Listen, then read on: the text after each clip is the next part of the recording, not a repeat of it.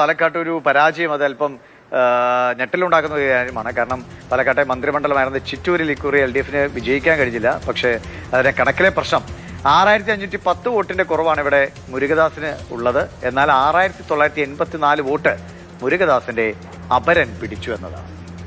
ഗോകുൽ ഈ സ്വരങ്ങളുമായി ചേരുന്നു. ഗോകുൽ, നമ്മൾ പലതരത്തിലും പരാജയത്തെ വിലയിരുത്താറുണ്ട്, പരാജയത്തെ കാണാറുണ്ട്. പക്ഷേ ഈ പരാജയത്തിലെ കൗതുകം ഇത്തിരി സങ്കടകരമായി പോയി എന്ന് വേണം പറയാൻ. അതെ.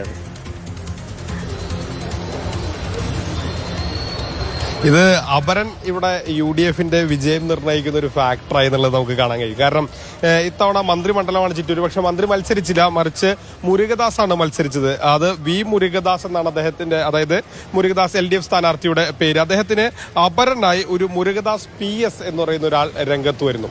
ഇങ്ങനെ ഒരു അപരൻ മാത്രമാണെങ്കിൽ കുഴപ്പമില്ലായിരുന്നു. പക്ഷേ ഇവിടെ മറ്റൊരു പ്രശ്നം കൂടിയുണ്ട്.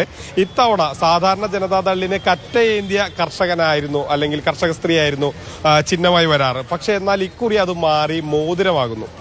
അപരൻ പിടിക്കുന്ന ചിഹ്നം മാല, അതും ഏതാണ്ടൊരു മോതിരം പോലെയുള്ള ഒരു മാല. അങ്ങനെ ഒരു സാഹചര്യം വരുന്നു. അപ്പോൾ സ്വാഭാവികമായും വലിയ രീതിയിൽ മാറ്റം വരാൻ, അല്ലെങ്കിൽ ആളുകൾ മാറ്റിക്കുത്താനുണ്ടായ ഒരു സാഹചര്യം വരുന്നു. അങ്ങനെ അപരൻ പിടിച്ച വോട്ട് നമ്മൾ കാണണം 6984.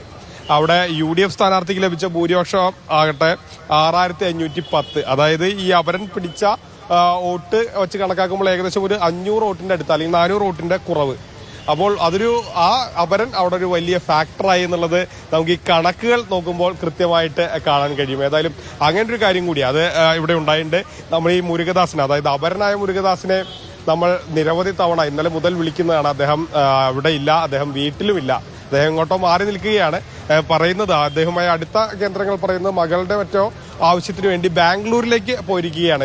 ഏതായാലും ഇന്നലെ മുതൽ അദ്ദേഹം ചിറ്റൂരിൽ അദ്ദേഹത്തിന്റെ വീട്ടിലോ അല്ലെങ്കിൽ മറ്റു സ്ഥലത്തോ ഒന്നും ഇല്ല എന്നുള്ളതാണ്. അപ്പോൾ ഇതിലൊരു അപരൻ എങ്ങനെ അവിടുത്തെ ഒരു വിജയത്തെ നിർണയിച്ചു എന്നുള്ളത് നമുക്കിത് കാണുമ്പോൾ, ഈ കണക്കുകൾ നോക്കുമ്പോൾ മനസ്സിലാകാം. ഏതായാലും അതൊരു അവിടുത്തെ ഒരു വിജയത്തെ സ്വാധീനിച്ചു എന്നുള്ളത് തന്നെയാണ് നമുക്ക് കാണാൻ കഴിയുന്നത്.